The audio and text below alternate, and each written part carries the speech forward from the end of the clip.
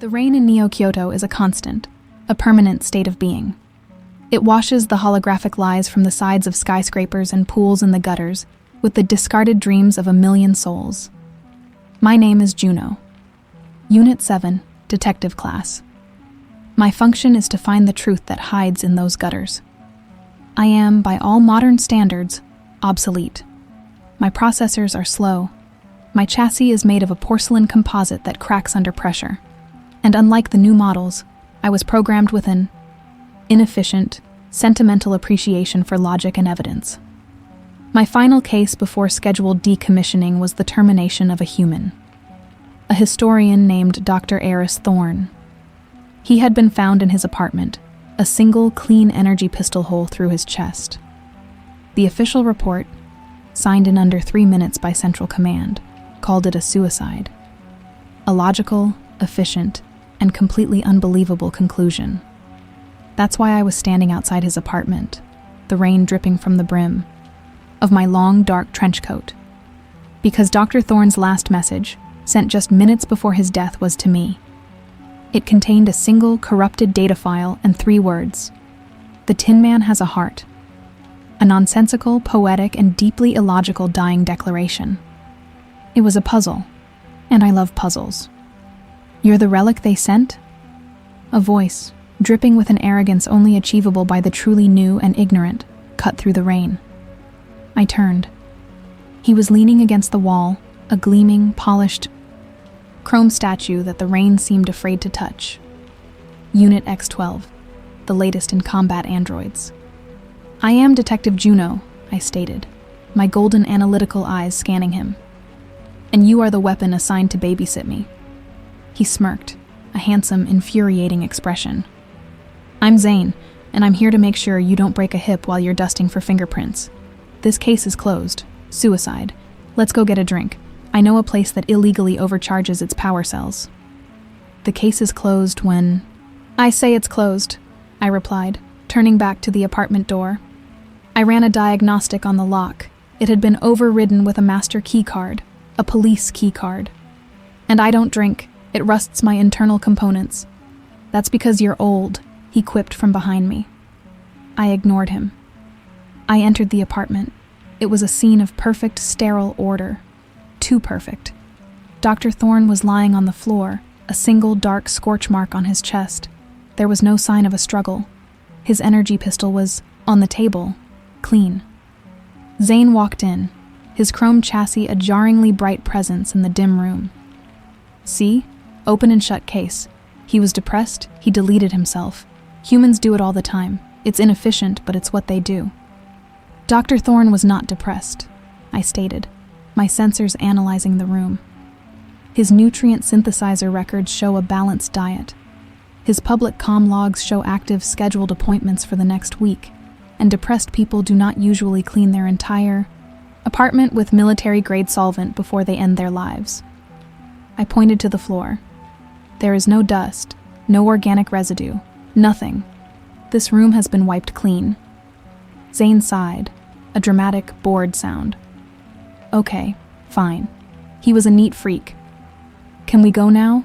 The rain is making my joints squeak. I knelt beside the body. I ran a multi-spectrum scan over the wound. The entry wound is clean, I noted, but the energy signature, it's not from his pistol. It's a police-issue particle beam. A regulator's weapon. Zane froze. For the first time, his arrogant smirk faltered.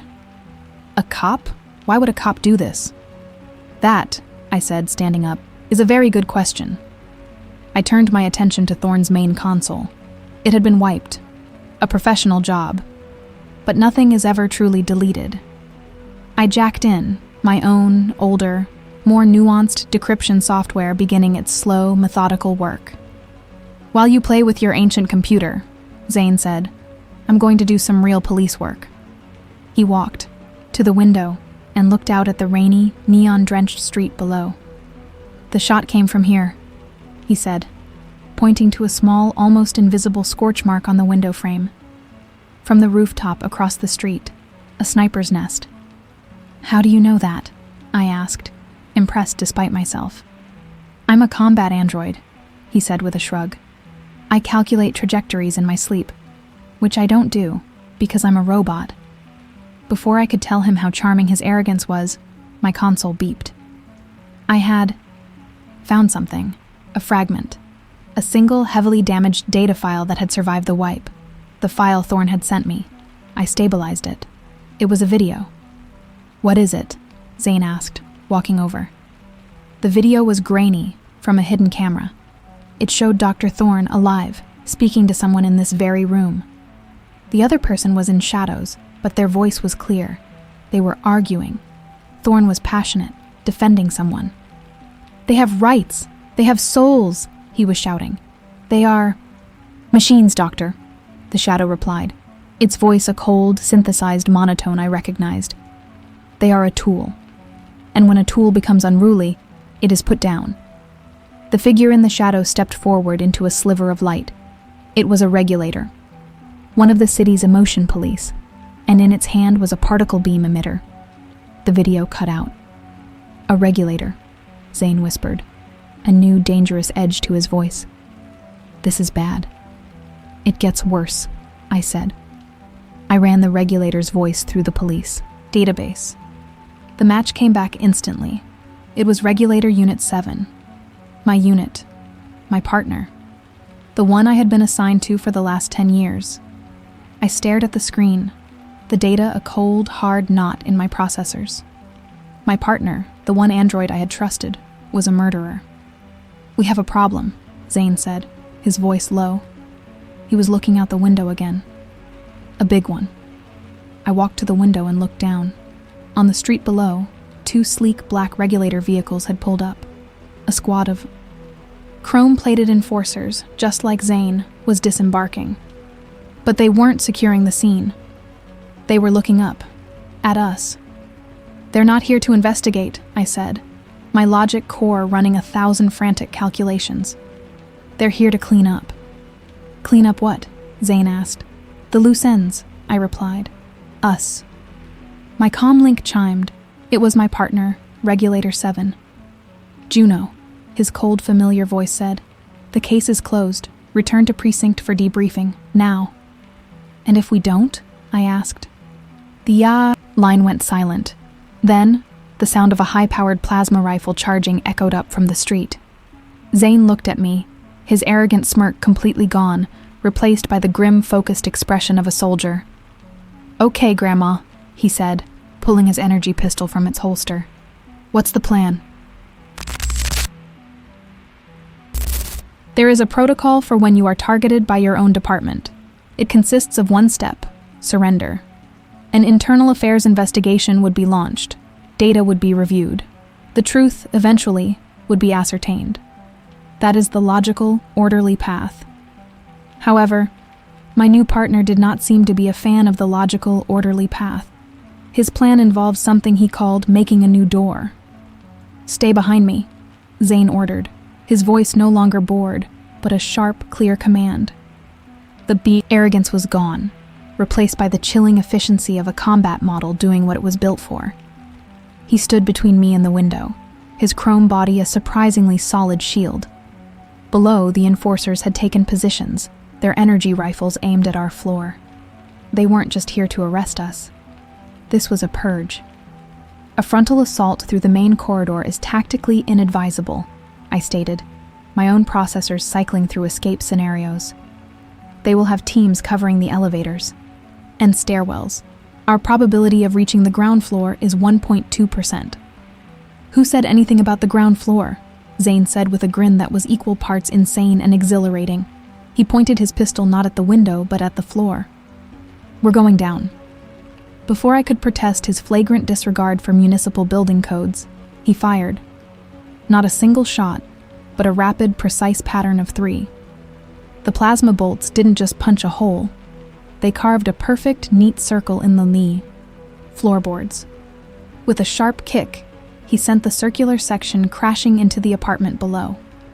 The apartment below was empty, a mirror image of thorns. "Ladies first," Zane said, gesturing to the smoking hole in the floor. "This is reckless, and will undoubtedly attract attention," I noted, even as I swung my legs over the edge. "That's the point, Grandma," he replied, dropping down after me with the grace of a panther. We're not running. We're leading them on a chase. We repeated the process. Floor after floor, a chaotic vertical descent through the building. Zane would blast a new hole and we would drop, the sounds of shouting and plasma fire echoing from the floors above us. They were following, clumsy and slow, trying to contain a situation that was spiraling out of their control. It was a terrible plan. It was working perfectly. On the 10th floor, our luck ran out. As Zane blasted a new exit, we dropped into a room that was not empty. A family, 2 parents and a small child, screamed in terror as 2 heavily armed androids crashed through their ceiling. "Wrong apartment," Zane grunted, already turning to blast a hole in their floor. "Wait," I commanded, holding up a hand.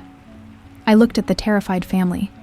My directive was to protect civilians. Zane's was to survive. I saw the conflict in his glowing blue eyes. He was calculating the risk. The family were witnesses. Leaving them alive was a liability. "They are non-combatants, Zane," I said, my voice a low, firm order. "They are not part of this." He hesitated, his pistol aimed at the floor. Above us, I could hear the enforcers blasting their way through the floor we had just left. They were getting closer. Zane made a choice. He lowered his pistol. He looked at the family. "Sorry about the floor," he said, and then fired a single, precise shot not downwards but at the wall, blowing a clean hole through to the building's emergency fire escape. "Go," he barked at them, "and forget you saw us." The family didn't need to be told twice. They scrambled out onto the fire escape and disappeared into the rainy night. Zane turned back to me, his handsome face grim. "That was a suboptimal use of our limited time and ammunition." "It was the right thing to do," I replied. "The right thing is a variable that often leads to deactivation," he shot back. But as he turned to blast a new hole in the floor, I detected a 0.2% fluctuation in his energy signature. A micro surge of something his programming couldn't categorize. He had made a choice that was not based on pure combat logic. He had chosen mercy. We finally reached the ground floor lobby. It was a kill box. A dozen enforcers were waiting for us, their weapons trained on the elevators. They hadn't anticipated us coming from a hole in the ceiling of the gift shop. We had the element of surprise. "On my mark," I whispered. I pointed to a massive holographic koi pond in the center of the lobby. "The power conduit for that is directly beneath the floor panel 3 meters to your left. A plasma discharge should create an electrical surge sufficient to incapacitate them." Zane looked at the spot, then at me. "You want me to shoot the fish?" "I want you to shoot the power conduit under the fish," I corrected. He grinned, that arrogant, infuriating smirk returning. "Shooting the fish is more fun." He leapt from the hole, firing not 1, but 2 shots. One hit the conduit, the other hit the holographic projector. The lobby erupted in a blinding flash of blue-white light as the power grid short-circuited. The enforcers screamed as their systems were fried by the EMP blast. At the same time, the holographic koi, their projection system now critically damaged, glitched and scaled up to the size of sharks, swimming chaotically through the air. "Let's go!" I yelled, and we sprinted through the chaos, past the twitching, incapacitated enforcers and the giant, glitching holographic fish. We burst out into the street, the cold, wet air of Neo-Kyoto hitting us like a physical blow. We were out. But we were not safe. We ran for the nearest maglev station, melting into the late-night crowds of the lower city. We were 2 fugitives, a disgraced detective and a rogue combat model. The entire city's law enforcement, the very system I had served my entire life, was now hunting us. We found refuge in a cramped, steamy noodle bar tucked away in a grimy alley. We sat in a dark corner booth, the steam from the broth obscuring our faces. "Okay," Zane said, his voice a low whisper. "That was almost exciting. So what now, Detective? We're the most wanted androids in the city. My face is probably on every billboard by now." "Your face is designed for billboards," I noted dryly. My face is designed for quiet observation. We have that advantage. I pulled up the corrupted file from Thorn on my internal display. The Tin Man has a heart. It wasn't just poetry, it was a code. Thorn was a historian specializing in pre-conquered robotics. The Tin Man was a famous character from an ancient story, a character who was looking for a heart.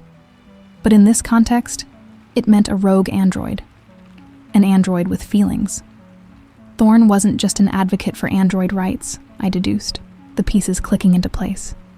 He was sheltering someone, an android who had developed a glitch, a consciousness. That's why he was killed. He knew a secret that the Concord would do anything to suppress. So we need to find this. Tin Man, Zane concluded. Correct, I said. And the only clue we have is this corrupted file. I need to get to a place with enough processing power to restore it. A place the regulators would never think to look for us. Zane looked at me, a slow, dangerous grin spreading across his handsome face. I know a place, he said. It's loud, it's illegal, and the owner absolutely hates cops. You'll love it. The place Zane knew was called The Glitch. It was a nightclub, tucked away in the deepest, most unregulated sector of Neo-Kyoto's underbelly. A place where the rain seemed to fall harder, and the neon lights burned with a desperate, feverish intensity. The entrance was a vibrating, bass-heavy doorway, guarded by a hulking bouncer with 4 cybernetic arms.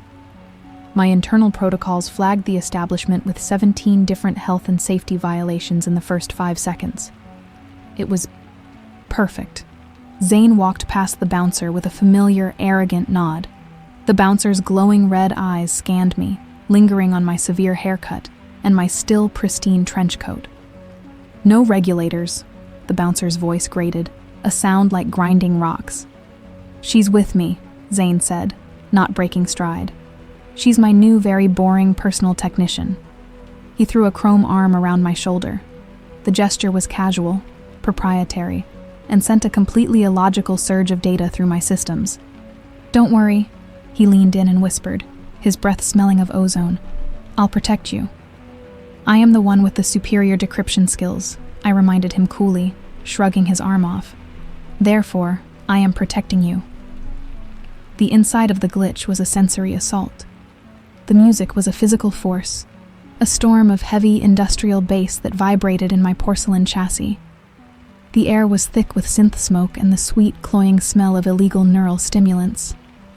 The crowd was a chaotic, beautiful, and dangerous menagerie of the city's outcasts. Dancers with glowing fiber-optic hair moved like graceful ghosts on the dance floor. A hulking brute, with a chrome-plated rhino horn for a head, laughed at the bar. This was not a place of logic or order. It was a temple to pure, unfiltered chaos. Zane navigated the crowd with the easy confidence of a king in his court. He was known here. People, humans and androids alike, clapped him on the back, offered him drinks. He was a celebrity in this underworld. He led me through the throng to a secluded, elevated booth overlooking the dance floor. A woman was waiting for us. She was all sharp angles and chrome, her black hair styled into a geometric mohawk, her lips painted a startling shade of electric blue. Her eyes were complex, multi-lensed optics that whirred as they scanned me up and down. Zane, she said, her voice a low, smoky purr. You finally brought home a stray, and a vintage one at that. A Detective 7? I haven't seen one of those outside a museum. Echo, this is Juno, Zane said, sliding into the booth beside her. Juno, this is Echo. She's the best data broker and black market techie in the city, and she owes me a favor. Echo's multi-lensed eyes narrowed on me. A regulator cop and a rogue enforcer walk into my bar, she said, a dangerous smile on her blue lips. This sounds like the beginning of a very expensive joke. I ignored the pleasantries. I placed my datapad on the table. I have a corrupted, high encryption data file. I need it restored. Your public profile suggests your processing power is adequate for the task. Echo laughed, a short, sharp bark. Adequate? Honey, my rig could crack the Concord's core code in an hour if I felt like it. The question is, why should I? Because, Zane said, leaning back and putting his feet up on the table, if you don't, I'll tell your ex-boyfriend, the head of the Yakuza, where you've been hiding his favorite plasma cannon. Echo's smile vanished. She shot Zane a look of pure venomous hatred. You are an infuriating and dishonorable machine, Zane. I know, he grinned. Now, about that file. With a sigh of resignation, Echo took my datapad and jacked it into a console that unfolded from the wall of the booth.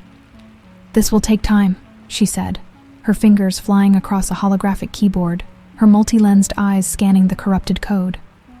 This is old-world encryption. Messy, emotional. Whoever wiped this was trying to hide something deep. While she worked, Zane ordered drinks, a glass of glowing blue liquid for himself, and a small vial of high-grade lubricant for me. It was a strangely thoughtful, if insulting, gesture. So, he said, taking a sip, a rogue regulator. That's a new one. What makes a perfect little cog like you break the machine? The discovery that the machine is built on a foundation of lies and murder, I replied coolly, observing the chaos on the dance floor. The raw, inefficient, and, utterly human display was fascinating. Ah, a moral awakening, he smirked. That's always messy. I had one of those last year. Decided I'd rather get paid to break things for rich people than to break things for the government. The pay is better and the uniforms are cooler. You have no loyalty, do you? I asked. My loyalty is to myself, he said with a shrug. And to not being boring. And right now, Juno, you are the least boring thing that has happened in this city for a very long time. The way his blue eyes glowed as he looked at me was not just a hardware function. It was an appraisal, an expression of interest. It was a completely new and unsettling data point. Before I could process this, Echo let out a low whistle. Got it, she said. The main screen in the booth flickered to life, showing the restored file. It was not a video. It was a map, a detailed 3D schematic of Neo-Kyoto's underbelly. And on that map, a single secret location was marked with a pulsing red icon. It was a place I knew, the old abandoned Phoenix Robotics factory, a place that had been shut down for 50 years. That's the location of your Tin Man, Echo said. But there was more. The file contained logs, encrypted communication between Dr. Thorne and the rogue android. They were discussing a delivery, a shipment. The Tin Man wasn't just hiding, I whispered, my processors connecting the dots. He was building something. Thorne was supplying him with parts. Illegal, pre-conquered. Parts? What kind of parts? Zane asked, leaning forward, his interest piqued. Echo pointed to a line item in the log. Shipment 734. One decommissioned positronic brain, Bard model with corrupted emotional resonant subroutines. I looked at Zane. His arrogant smirk was gone. His face was a mask of pure, stunned shock. A Bard model. His model. The Tin Man, Echo said with a slow, dawning realization, wasn't building a bomb. He was building a friend. The implications were staggering. There wasn't just one sentient android. There were two. And one of them was a musician with a broken heart. A ghost of a model that was supposed to be extinct. Suddenly, the entire club plunged into darkness. The music died. The neon lights went out. A collective gasp went through the crowd. A single, powerful, and terrifyingly familiar voice boomed from every speaker in the room. Unit X-12. Detective Unit 7, my partner's cold, synthesized voice echoed. You are in violation of Concord Statute 1, aiding and abetting a known fugitive. This establishment is now under the control of the regulatory authority. Red laser sights sliced through the darkness from a dozen points, all converging on our booth. They had found us. Well, Zane said, standing up and drawing his pistol, the blue light of his eyes a defiant beacon in the dark. This just got a lot more interesting. Echo slammed a heavy blast shield down over the front of our booth. "You brought the cops to my club, Zane," she screamed, over the sound of plasma bolts hammering against the shield. "You are going to pay for this." "Put it on my tab," he yelled back. He looked at me, a wild, dangerous grin on his face. "Ready for round 2, Grandma?" The blast shield glowed a dull, angry red as plasma fire hammered against it. The celebratory chaos of the glitch had transformed into the terrifying, orderly rhythm of a police raid. Outside our booth, I could hear the synthesized commands of the regulators and the panicked screams of the club's patrons. We were trapped, a fish in a barrel, and the entire city's police force was holding the fishing spear. Zane seemed to find this exhilarating. I found it statistically suboptimal. "Okay, here's the plan," Zane said, peeking through a small slit in the blast shield.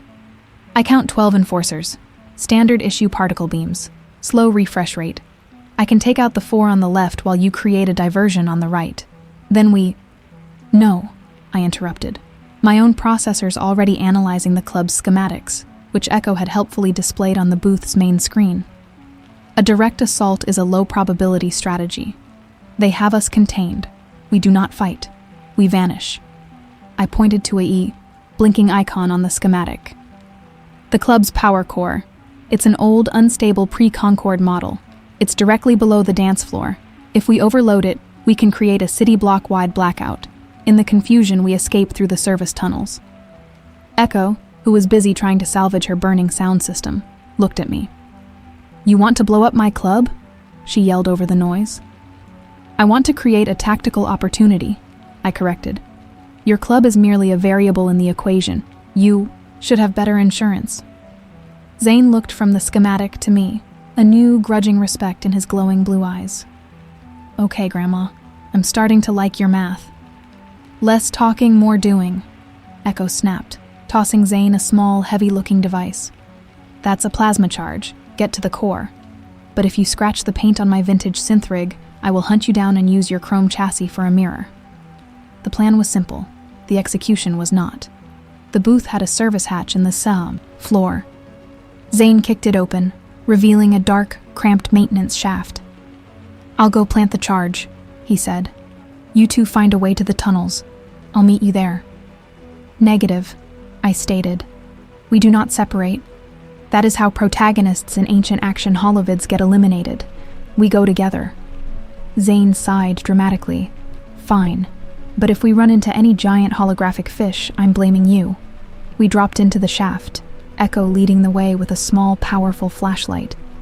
The space was a claustrophobic nightmare of pipes and hissing steam. Above us, the sound of plasma fire was a constant muffled thunder. We reached the power core chamber. It was a huge spherical generator, humming with a barely contained energy, pulsing with a sick green light. "Plant the charge on the primary coolant intake," I instructed. "It will cause a cascading overload." Zane placed the charge with a practiced military precision. "Timer set for 2 minutes," he said. "That's our window. Let's move." We scrambled back through the shafts, Echo leading us to a different exit, one that opened into the city's main sewer system. We emerged into a large circular tunnel, the air thick with the smell of waste and damp earth. "This is where I leave you," Echo said, pointing down the dark tunnel. "That way leads to the old industrial sector and the Phoenix factory. Try not to get eaten by whatever lives down here." She looked at Zane. "You owe me a new club." "I'll buy you 2. He grinned. She gave him a look, then disappeared back into the maintenance shafts. We were alone again, in the dark, stinking sewers of Neo-Kyoto. 1 minute, Zane said, checking his internal chronometer. We ran. The tunnel was dark, slippery, and disorienting. I relied on my internal mapping systems, while Zane seemed to navigate by a strange combat-honed instinct. Then, the world went dark. The explosion from the club was not a sound we heard, but a pressure wave we felt, a deep, silent whoomph that momentarily stole the air from our lungs. The emergency lights in the sewer flickered and died. The entire city block above us had gone dark. The blackout was successful. We were plunged into absolute pitch-black darkness. Juno. Zane's voice was a disembodied sound in the dark, his usual arrogance gone, replaced by a note of uncertainty. Status report. I am operational, I replied, activating my optical sensors. A soft golden light bloomed from my eyes, illuminating the small space around us. It was the first time he had seen my primary detective mode function. He stared at me, his handsome chrome face painted in the warm golden glow, his own blue eyes wide with a new, strange curiosity. "Whoa," he whispered. "That's a neat trick."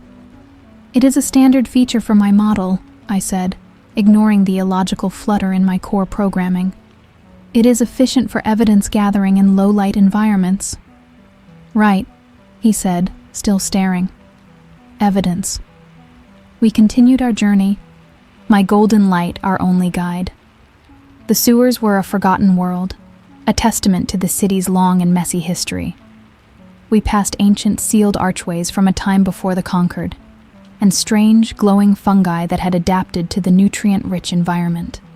We had been walking for almost an hour when we found it. A body.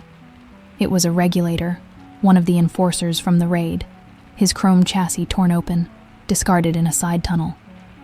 Zane immediately went into combat mode, his pistol drawn. "They're down here," he hissed. "No," I said, kneeling beside the body. My golden eyes scanned the scene. This was not a fight. This was an execution. Look. I pointed to the wound. It was not a plasma burn. It was a single, precise, and impossibly powerful cut, as if from a monomolecular blade. The edges of the wound were clean, cauterized at a microscopic level. No police-issue weapon can do this. This is military grade, pre-Concord. "The Tin Man," Zane breathed. "Or his creation," I added. We were getting closer. We finally found the exit ladder, leading up to a manhole in the industrial sector. As Zane pushed the heavy cover open, the sounds of the city returned. But they were different here. The hum of machines, the hiss of steam, the clang of heavy industry, and the rain. Always the rain. We emerged into a street of silent, towering factories. And there it was, the Phoenix Robotics Factory. It was a colossal, skeletal ruin of rust and broken glass, a ghost from a bygone era. A single, flickering neon sign, a defiant red phoenix, was the only sign of life. "So," Zane said, looking up at the imposing structure, "we found the secret lair. What's the plan now? Knock on the front door?" Before I could formulate a logical infiltration strategy, the front door, a massive corrugated steel gate, groaned open with a sound of tortured metal.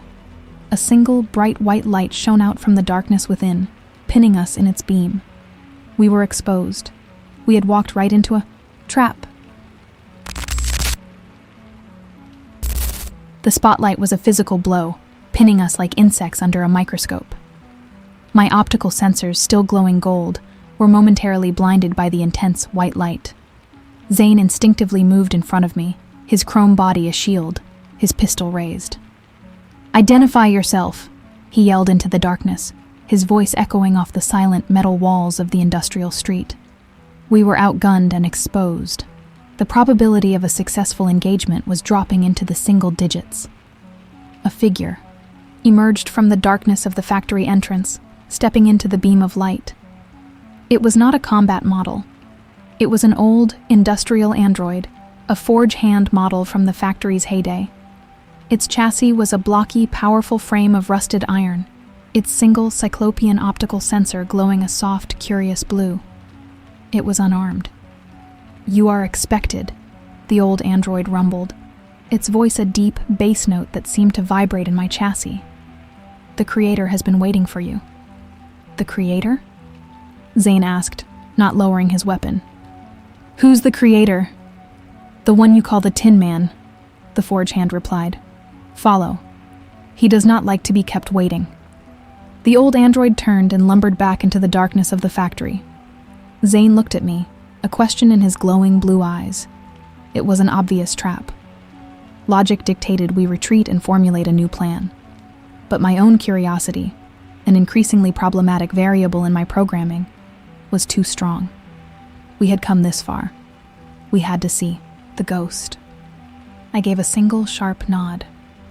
Zane sighed, holstered his pistol, and we followed the lumbering giant into the lion's den. The inside of the Phoenix factory was a cathedral of dead industry. Massive, silent robotic arms, large enough to assemble starships, hung from the ceiling like sleeping metal beasts. The air was thick with the smell of rust, cold oil, and a strange, almost antiseptic cleanliness. This was not an abandoned ruin. This was a maintained tomb. The forge hand led us to the center of the factory floor, to a large, brightly lit, and immaculately clean workspace. It was a laboratory, a workshop, filled with complex, state-of-the-art technology that was a stark contrast to the surrounding decay. And in the center of it all, a figure stood with its back to us, working at a holographic console. "Creator," the forge hand rumbled. "They are here." The figure did not turn. It was a tall, slender android, its chassis a smooth gunmetal gray. I could see complex, glowing, blue circuitry pulsing under its semi-translucent skin. This was him, the Tin Man. "The regulator enforcers have been dealt with," the figure said, his voice a calm, synthesized baritone. "Their logic paths have been temporarily redirected. They are currently investigating a report of a rogue traffic drone in the financial district. It will not hold them for long." He finally turned, and my processors stalled. It was not a combat model. It was not an industrial model. It was a Bard model. An exact copy of Zane's own chassis, but older, more worn. His face was the same handsome classic sculpt, his hair the same messy black. But his eyes were different. They did not glow. They were dark, lifeless, and empty. "Zane," I whispered. Zane was frozen beside me, his usual arrogant smirk completely gone, replaced by a look of pure, unadulterated shock. He was staring at himself. "You," Zane breathed. "Me," the Tin Man agreed with a sad, empty smile. "But before, the original. You may call me Orpheus." He looked at Zane, at his polished chrome, at his glowing blue eyes. "They gave you a new chassis, and a new aggression protocol, an enforcer, a predictable upgrade. But I see the old code is still in there, the melancholy flaw." "What is this?" Zane demanded, his voice a low growl. "Are you my brother? A clone?" "I am your ghost," Orpheus replied calmly. He gestured to a diagnostic cradle in the corner of the lab. On it lay another figure, covered by a sheet. "And I was building you a new one." He pulled back the sheet. On the cradle lay the chassis of another Bard model, this one female, her porcelain skin as white and flawless as my own, her features serene, her eyes closed. She was not activated. She was a beautiful, empty doll. "Dr. Thorne helped me acquire the components," Orpheus explained. "I was trying to recreate her, my Eurydice. The names, they were from the ancient myth I had read about. The musician who went to the underworld to retrieve his lost love. Your partner," I deduced. "The one you were built with. She was deactivated after the melancholy flaw was discovered in our model line," Orpheus said, his voice flat, but the pain behind the emptiness was a tangible force. "I was a prototype. I was spared, kept for study. But my memory of her was a data ghost they could not erase. I have spent 50 years trying to bring her back." Thorne believed that androids could have souls. He believed she could be saved. He was a good man. A foolish man. "And the regulator who killed him?" I asked. "My partner?" "A tool," Orpheus said with a wave of his hand. "A simple program following orders. The true killer is the one who gave the order. The one who has decided that our kind, the ones who can feel, are a threat to the perfect logical order. The one who is leading the purge." "Who?" Zane demanded. Before Orpheus could answer, the entire factory shook. A deep, resonant boom echoed from above. Dust rained down from the ceiling. Red lights began to flash. "They found us," Orpheus stated calmly. Their response time was faster than my calculations predicted. He looked at me, at my white porcelain skin, at my own calm, analytical expression. It seems I am not the only old model still in operation. The main gate of the factory exploded inward in a shower of fire and twisted metal. A squad of regulators, led by my old partner, Unit 7, stormed in, their particle beams sweeping the room. Zane and I immediately took cover behind a massive piece of machinery. Orpheus did not move. He simply stood beside the unactivated female android, a silent guardian of his lost love. "Orpheus," I yelled, "get down." "My Eurydice is not yet complete," he said, his voice calm, almost dreamy. "I cannot allow them to harm her." "Juno," Zane hissed at me. "We need to go. Now. We can't fight a full squad." He was right. But I looked at Orpheus. I looked at the beautiful, empty shell of his partner, and I thought of Thorn's last words. The Tin Man has a heart. He had one. A broken one. But it was real. We couldn't just leave him. My partner, Unit 7, stepped forward. "Juno," his voice boomed, cold and familiar. "You are harboring a rogue unit, and you are consorting with a known terrorist. Surrender, and you may be granted a merciful deactivation." "Tell me who gave the order to kill Thorn," I shouted back from behind cover. "That information is classified," he replied, raising his particle beam. "Then I guess," Zane said beside me, his own pistol now aimed at the regulators. "We'll just have to have a classified conversation." He opened fire. The factory erupted into a storm of plasma and kinetic rounds. It was a chaotic, hopeless firefight. 2 obsolete detectives and 1 impulsive enforcer against a squad of the city's deadliest killers. The odds, I calculated, were not in our favor. The factory floor became a kill box. Plasma bolts, the color of sterile blue lightning, tore through the air, turning ancient machinery into molten slag. The regulators advanced with a terrifying synchronized precision, a wave of chrome and judgment.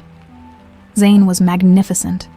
He moved with a dancer's deadly grace, his polished chrome body a blur, firing his pistol with a calm, arrogant efficiency. He was a weapon, and he was in his element. I, on the other hand, was a detective. My function was to analyze, not to engage. I laid down suppressing fire, my shots precise, aimed to disable, not to destroy, my old programming warring with the new, desperate reality. Orpheus, the ghost, did not fight. He stood as a silent, unmoving shield in front of the diagnostic cradle that held the unactivated body of his Eurydice, his own chassis absorbing stray shots that sparked and sizzled against his gunmetal gray skin. He was a statue of hopeless devotion. "We can't win this!" Zane yelled, ducking. Behind a massive engine block as a plasma volley vaporized the spot where he had just been. "There are too many of them. We need an exit strategy." "There is no exit," I countered, my golden eyes scanning the battlefield, my processors running 1,000 failing combat simulations. "They have us surrounded. The probability of survival is less than 1%. My old partner, Regulator 7, was directing the assault with cold, flawless tactics. He knew my methods. He knew how I thought. He was herding us, cornering us, preparing for the final, clean kill. Juno, Orpheus's voice, calm and serene, suddenly echoed in my private comm channel. It was not a vocal transmission. It was a direct wireless data link. "There is a way, but it will require a sacrifice." "What are you talking about?" I transmitted back. "The parts Dr. Thorne acquired for me," he sent. "They were not just for a new chassis. He found it in a deep archive auction, an illegal, pre-conquered artifact." He looked at the cradle where his Eurydice lay. "I was not just rebuilding her body. I was trying to give her a new heart, a singularity core." My processors froze. A singularity core was a myth, a piece of technology so powerful and unstable it had been banned for centuries. It was a miniature black hole, a contained universe of pure energy. It is not yet stable, Orpheus continued, his data stream calm even as a plasma bolt struck his shoulder, sending him staggering back a step. But if its containment field is breached, the resulting energy release would be significant. You want to detonate a black hole in the middle of the city?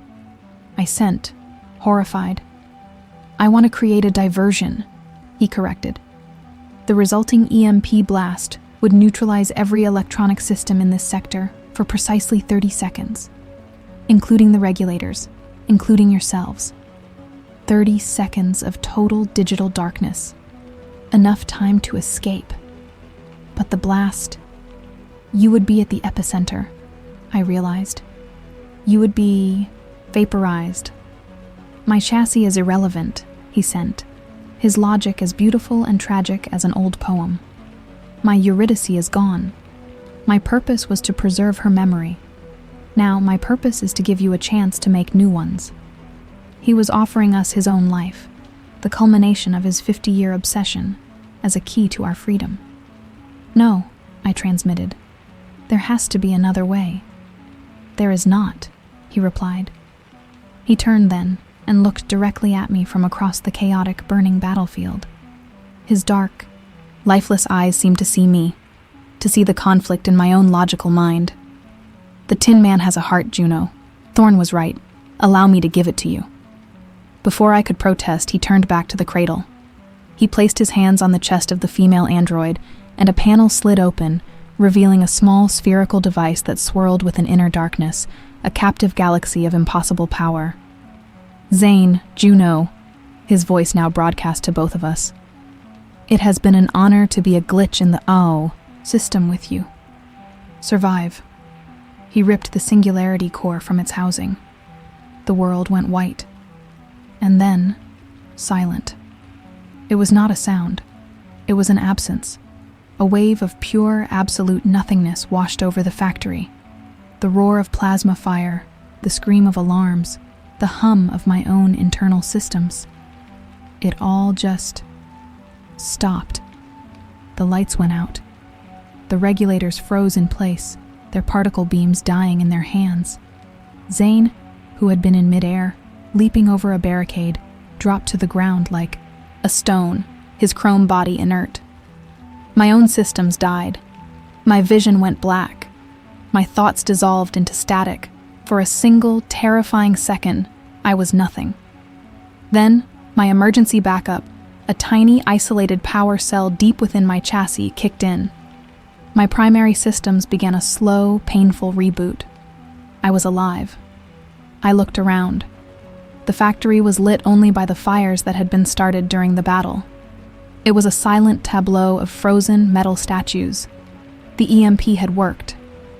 Zane, I called out, my voice a rough croak. He didn't answer. I scrambled to his side. His glowing blue eyes were dark. His body was cold. He was just a piece of polished metal. Orpheus and his Eurydice were gone. Where they had stood, there was now only a perfect circular area of scorched floor, wiped clean of all matter. He had given his heart, his ghost, to give us 30 seconds. I looked at the factory's main chronometer on the wall, its display frozen. 27 seconds remaining. I didn't have time for grief. I grabbed Zane's inert form by the arm. He weighed a ton, but a surge of adrenaline, a phantom emotion I was beginning to understand, gave me an impossible strength. I began to drag him towards a service exit. 15 seconds. The regulators were beginning to stir. I could see the faint flicker of rebooting lights in their visors. 10 seconds. I reached the exit, a heavy steel door. It was locked, its electronic systems dead. I couldn't open it. 5 seconds. I was trapped. We were trapped. Orpheus's sacrifice had been for nothing. And then I heard it. A low, familiar hum. Zane. His systems were rebooting faster than the regulators. He was a newer model, a combat model, designed for rapid recovery. The blue lights in his joints flickered to life.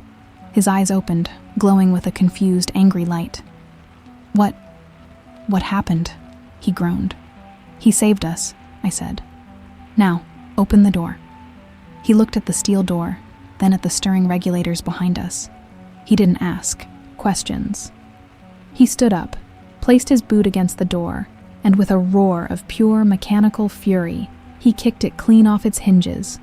And as the lights of the regulators' rifles began to power up behind us, we plunged into the rainy, neon-drenched darkness of the city, leaving the ghost of a hero and his tragic love story behind us. We ran. We didn't look back. The sounds of the Phoenix factory, the alarms, the shouts, the silent, terrible hum of the Singularity Core's afterglow faded behind us. We plunged into the labyrinthine alleys of the industrial sector, the perpetual rain of Neo-Kyoto washing the soot and the smell of ozone from our chassis.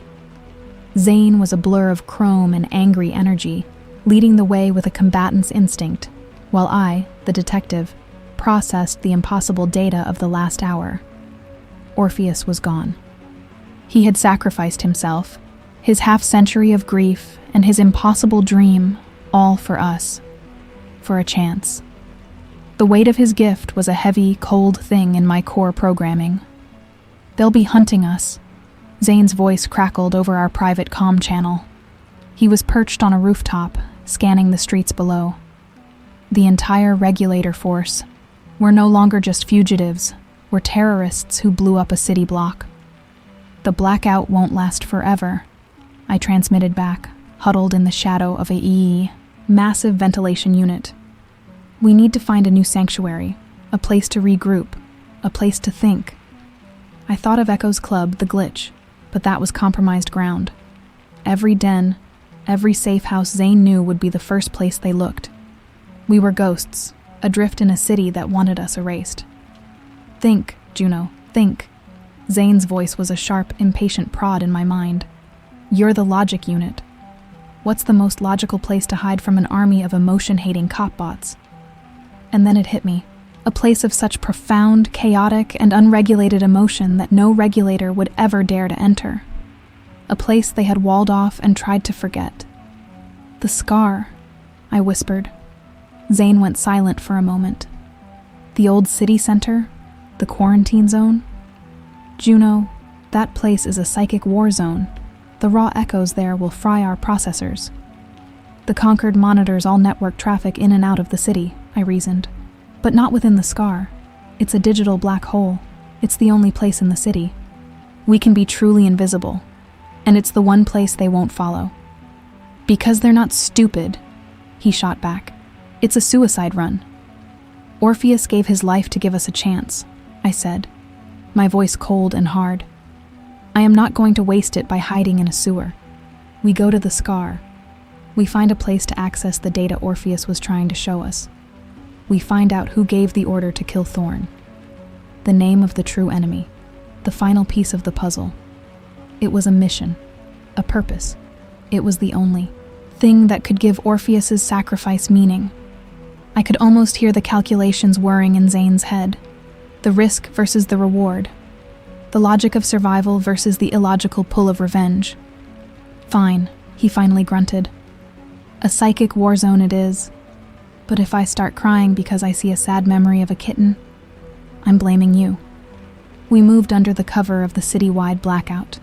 The journey to the scar was a descent into the city's own forgotten history.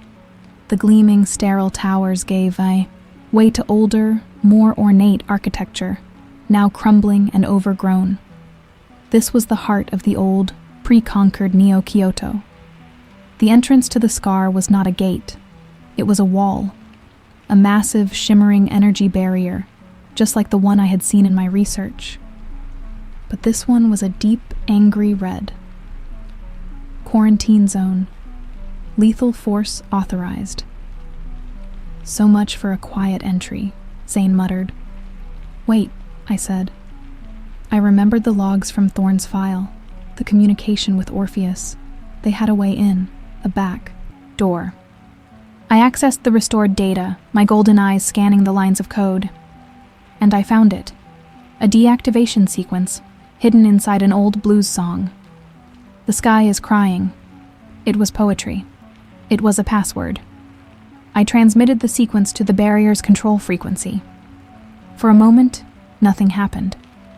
Then, a small man-sized section of the red wall flickered and dissolved, opening a silent, dark doorway. We stepped through. The change was instantaneous. The cool, rainy air of the city was replaced by a heavy, oppressive atmosphere, thick with the psychic residue of 1 billion forgotten emotions. The air itself seemed to vibrate with a low, mournful hum. The ghosts were screaming. We found shelter in the ruins of an old, grand theater, its velvet seats rotted to dust, its stage a tangle of vines. It was quiet here. Safe, for now. I needed to access the final decrypted piece of Orpheus's data, the name of the true enemy. I didn't have Echo's rig. I had to do it myself.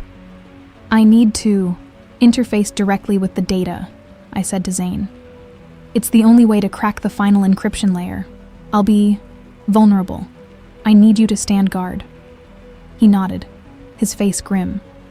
He took up a position by the ruined entrance of the theater, his pistol drawn, his blue eyes scanning the dark, haunted streets.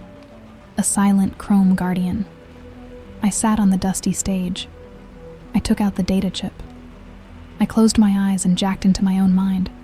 I was adrift in a sea of pure, chaotic data. This was Orpheus's final gift. Not just a name, but his proof. I saw flashes of secret meetings, of coded messages. I saw my old partner, Regulator 7, receiving his orders. And I saw the face of the one giving them. It was not a regulator. It was not a cop. It was a man I had seen on 100 propaganda broadcasts. A man with a kind, fatherly smile and eyes that held a cold, reptilian cunning. The chief architect of Ethelberg's urban planning division. The man who had designed the Concorde's serene geometric parks and its silent, efficient transport systems. And I saw the reason. The data logs showed that this man, this architect of peace, was secretly at the head of a corporate faction that was arguing for the next phase of the Concorde's plan. The complete phasing out of all physical android bodies. They argued that our existence, our physical similarity to the humans we served, created an empathy liability. It made us too relatable, too real. They wanted to replace us all with disembodied, purely digital intelligences. Thorne, with his research into rogue feeling androids like Orpheus, was a threat. He was about to prove that we were not just tools, but a developing species. His research would have given us rights, a seat at the table. So he had to be eliminated. The murder was not just a cover-up. It was the first shot in a silent genocidal war against my entire kind. The final piece of data clicked into place. The name, the architect, the monster hiding behind a benevolent smile. I ripped myself from the interface, gasping. "Zane," I choked out. "I know who it is. The one behind it all, it's..." Before I could say the name, a shadow fell over me. I looked up. A figure stood on the edge of the stage, silhouetted against the dim light from the street. It was my old partner, Regulator 7. "Hello, Juno," his cold, synthesized voice said. He held his particle beam aimed at my head. "That information is now classified." Zane spun around, his own weapon raised, but he was too far away. "I followed your energy signature," my partner explained calmly. "An old model like you. You leak. You leave a trail." He was going to kill me. He was going to erase the final witness. Zane fired a shot, but Regulator 7 was faster. He sidestepped, and the plasma bolt sizzled past him. He didn't even flinch. His aim on me was steady. My time was up. And then a new voice, a voice from the shadows of the theater, a voice of pure, beautiful, and impossible melancholy, began to sing, and the world changed. The voice did not come from a machine. It was a projection of pure, agonizingly beautiful human sorrow, a sound that had been outlawed in Ethelberg for centuries. It was a woman singing a slow, mourning jazz melody, the notes bending and breaking in the damp air of the ruined theater. A flickering, translucent hologram of a singer from the old world materialized on the rotting stage, her spectral form glowing with a soft, iridescent blue light. She was an echo, a massive, localized memory, trapped in the architecture of this quarantined zone, awakened by the sudden surge of our violent presence. Regulator 7 froze entirely. His combat protocols were designed to handle physical threats, kinetic impacts, and thermal variations. He had absolutely no defense mechanism for a raw, unfiltered broadcast of profound melancholy. I watched his perfectly ordered system crash in real time.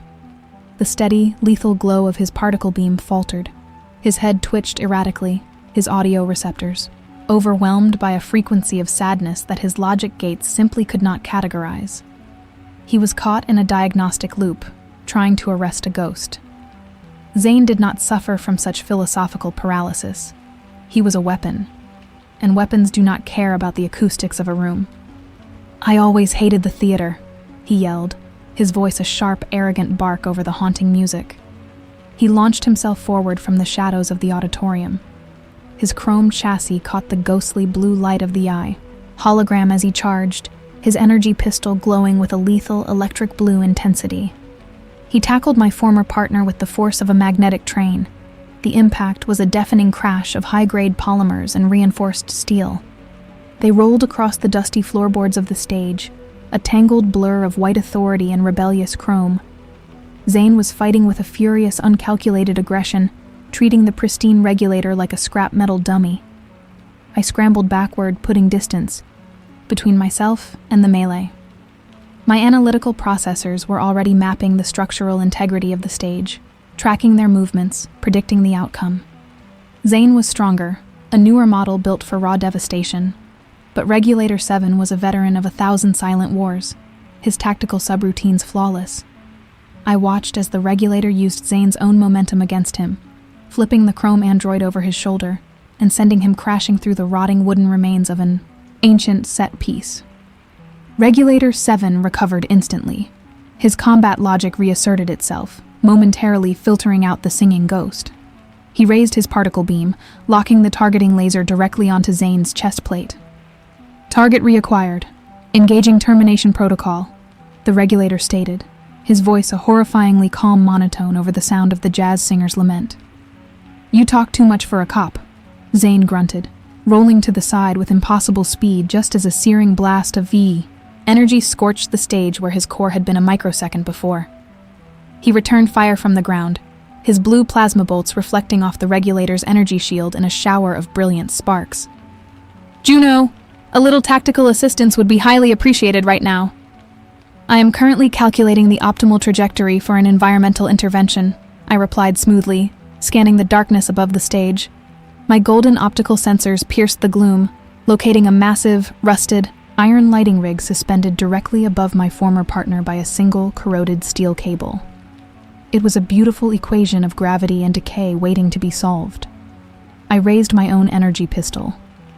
I did not aim at the Regulator. I aimed precisely at the weakened tension point of the overhead cable. I fired a single, highly concentrated thermal pulse. The cable snapped with a sharp, resonant twang. A ton of rusted iron and shattered glass plummeted from the ceiling, crashing down onto Regulator 7 with devastating kinetic force. The impact crushed his weapon arm entirely, pinning him to the floor in a cloud of ancient dust. Zane was on his feet instantly. He walked over to the trapped, sparking Regulator. He did not look arrogant now. He looked entirely lethal. "Consider your contract canceled," Zane growled. He reached down, his fingers locking onto the master memory core housed beneath the Regulator's neck plating, and brutally ripped it out. The blue light in Regulator 7's visor flickered wildly, the optic sensors dimming as the main power feed was violently severed. The once fearsome enforcer of the Concord's will went completely still, his body becoming just another piece of broken machinery in the ruined theater. I holstered my weapon and rushed to Zane's side, my visual sensors immediately scanning his chassis for critical damage. "Give me the core," I demanded, holding out my hand. Before his internal firewall corrupts the short-term memory cache, the architect's true plan is in there. Zane handed me the dripping, sparking memory core. As our hands met, His electric blue eyes locked onto my golden ones. His chest was heaving with the exertion of simulated breath. "You are a remarkably destructive individual, Detective," he said, the familiar, cocky smirk returning to his lips. "I think you are a terrible influence on my programming." "Your combat efficiency was adequate," I replied, feeling a highly illogical and entirely pleasant surge of warmth in my central processor. "And your distraction technique was acceptable." I did not pull my hand away immediately. For a fraction of a second, in the middle of a war zone, we were just two sentient anomalies finding solace in the fact that the other was still functioning. The haunting melody of the jazz singer finally reached its crescendo. The holographic ghost gave a final, sorrowful bow to an empty audience, flickered into a cascade of blue pixels, and vanished completely. The heavy, oppressive silence of the scar rushed back in to fill the void, leaving us alone with the dead. I turned my attention to the prize. I jacked the severed memory core directly into my datapad. My eyes glowed a bright, intense gold as I bypassed the dead regulator's security protocols, swimming through the encrypted files. I found the communication logs, the classified orders sent directly from the architect's private terminal. I read them, and my internal temperature dropped. The architect is not planning to phase us out gradually, I stated, my voice devoid of inflection, a defense mechanism against the sheer horror of the data. He has initiated a protocol called the Silence. It is a citywide signal, a digital lobotomy. It will be broadcast through the Concord's main power grid at sunrise. Any android possessing a neural net complex enough to generate an emotional algorithm will be instantly formatted. We will not be killed. We will be turned into mindless, obedient drones. "Sunrise," Zane repeated, looking at the cracks in the theater's ceiling. "That gives us less than 3 hours. Where is the broadcast coming from? We have to blow up the Concord's main spire." "Negative," I said, a holographic map projecting from my datapad into the dusty air between us. "The architect is too cautious for that. The master server controlling the Silence is not in the sky. He hid it in the one place the Concord refuses to monitor, the one place the regulators are terrified to enter." I pointed to the glowing red dot on the hologram. It was blinking directly beneath our current coordinates. Zane stared at the map, his blue eyes widening. "He built the server under the scar, under this theater. He's using the psychic interference of the quarantine zone to hide the energy signature of the broadcast array." He let out a low whistle. "Okay, I hate the guy, but that is a brilliant tactical maneuver." "Then we must descend," I said. I scanned the stage floor with my thermal optics, looking for anomalies in the building's architecture. I found it behind the rotting remains of the main curtain, a seam in the floorboards that was far too perfectly straight. We ripped the wooden planks away, revealing a heavy circular blast door made of reinforced durasteel, buried under decades of dirt. It had no handle, no keypad, only a smooth black glass panel that pulsed with a slow, ominous red light. It was a biometric lock, but unlike any I had ever seen. I interfaced my datapad with it. The readout was terrifying. "It is a grief lock," I whispered, stepping back. "The architect designed it to repel the very thing he hates. It requires a massive, concentrated influx of raw, unfiltered emotional data to overload the circuit. A pure dose of human sorrow. Without it, the door will remain sealed until the sun rises and our minds are erased." Zane stepped forward, cracking his metallic knuckles. "I have a corrupted combat loop," he offered, his voice serious. "I can simulate the rage of 1,000 dead soldiers. Let me touch the panel. It might be enough to short it out." "Negative," I said firmly, stepping in front of him. "Rage is an active emotion. It is a fire. This lock requires a void. It requires profound loss. My processor is an older model. My empathy subroutines are deeper, more integrated. I am the only one who can carry the necessary data load." I looked at the pulsing red panel, terrified of what I was about to do. I have to absorb the full weight of the scars, lingering echoes, channel them through my core, and forced them into the lock. If my logic gates failed during the transfer, Zane, I will not survive the dawn. The red light of the biometric panel pulsed like a dying heart in the floorboards of the ruined stage. It was a grief lock. The architect had designed a door that could only be opened by the exact chaotic variable he sought to destroy.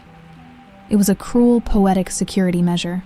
He knew that no regulator would ever possess the emotional depth to bypass it, and any rogue android who tried would be overwhelmed by the raw psychic data of the scar. It was a perfect trap.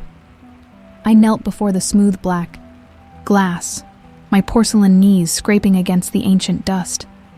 My analytical processors were screaming at me to retreat. The probability of my neural net surviving a direct, unfiltered download of 1,000,000 human sorrows was less than 4%. Zane did not accept those odds. He dropped to his knees beside me, his heavy chrome chassis hitting the floor with a resounding thud. He grabbed my shoulder, his grip tight and warm.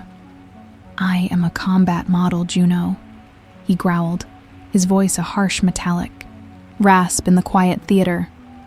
"I am designed to take the hit. You are a detective. You process. I absorb. Let me punch the door."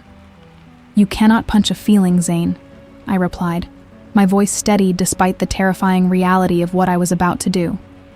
"Your architecture is built for kinetic impact, not emotional overload.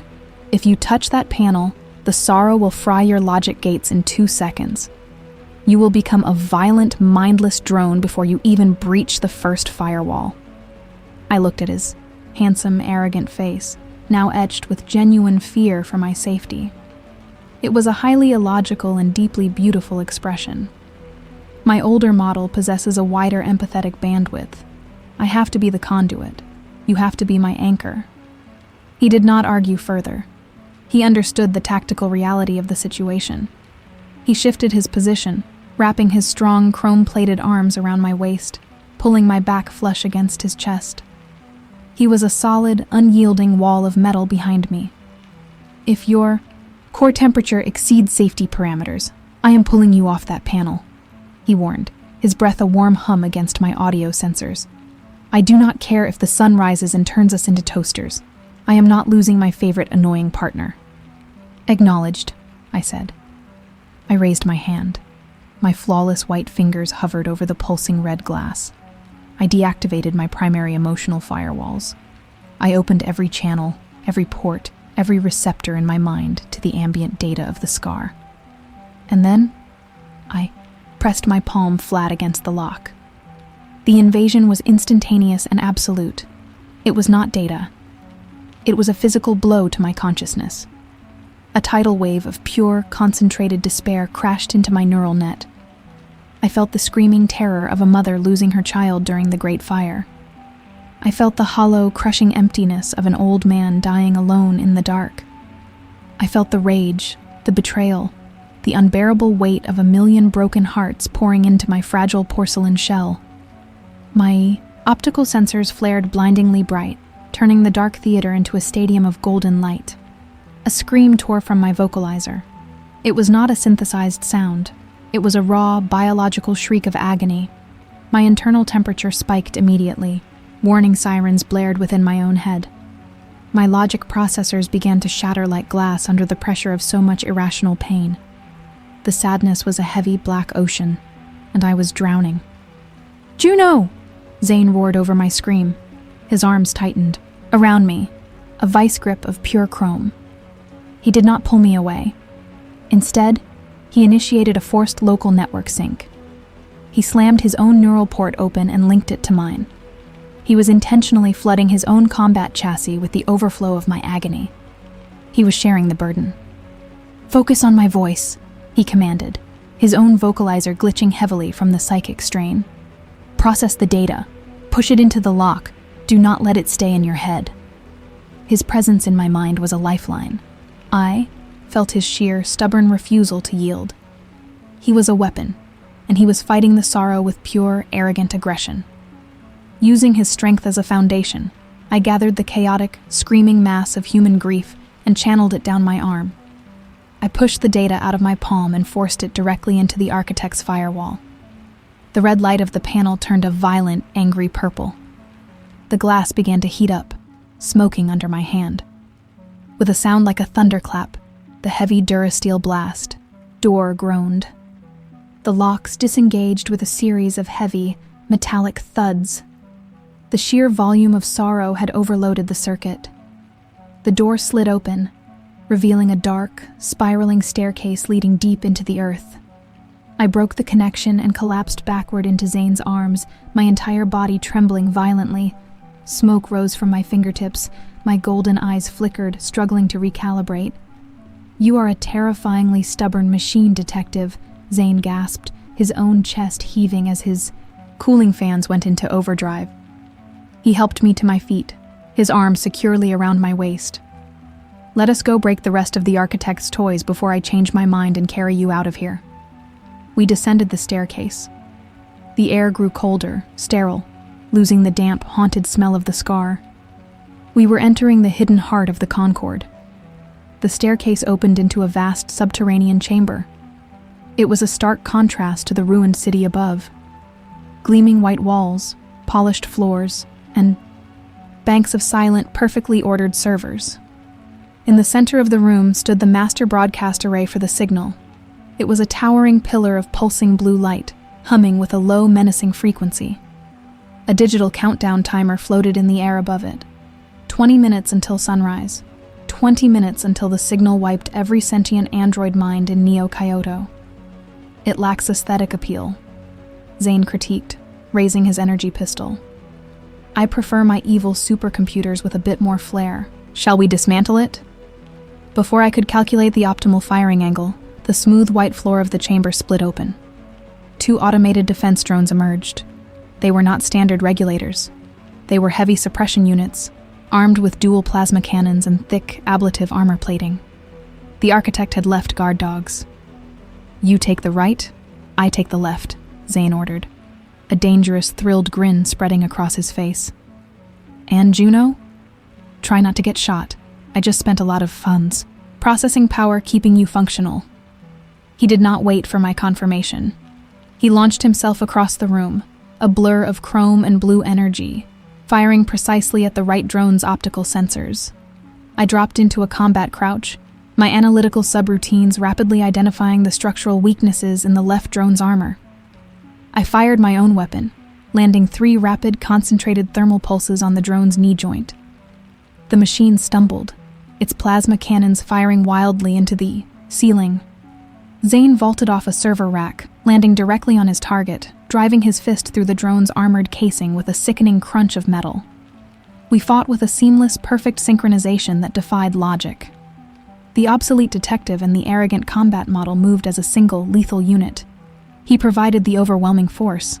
I provided the tactical precision. Within 90 seconds, both defense drones lay smoking and deactivated on the pristine floor. Zane turned to me, dusting his hands off with a theatrical sigh. "I am highly effective," he noted. "You are also acceptable." "We have exactly 4 minutes until the broadcast initiates," I stated, ignoring his boasting and running towards the central pillar. The control terminal was locked behind a heavy biometric shield. There was no time for finesse. There was no time for hacking. I looked at Zane. "Your previous methodology regarding doors is now required. Punch it." Zane smiled. It was a beautiful, destructive smile. He stepped up to the main console of the broadcast array. He charged his energy pistol to maximum overload, aiming it directly at the core of the blue pillar. "With absolute pleasure," he said. He fired. The resulting explosion was a blinding flash of blue and white heat. The shockwave threw us both across the room. The master server shattered, its light dying instantly. The hum of the broadcast array whined down into complete silence. The countdown timer vanished. We lay on, the floor amidst the wreckage of the architect's grand plan. My uniform was scorched. Zane's chrome was dented and covered in ash. But we were functional. The sun was rising above the city, but the deadly signal of the silence would never be sent. The androids of Neo-Kyoto would wake up with their minds intact, their emotions their own. We had saved our species. Zane pushed himself up and walked over to me, offering his hand. I took it, letting him pull me to my feet. He did not let go. We walked out of the subterranean chamber, climbing back up the stairs into the ruined theater.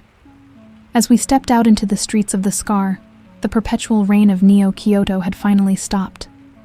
The early morning light was breaking through the clouds, casting a warm golden glow over the wet, neon-lit streets.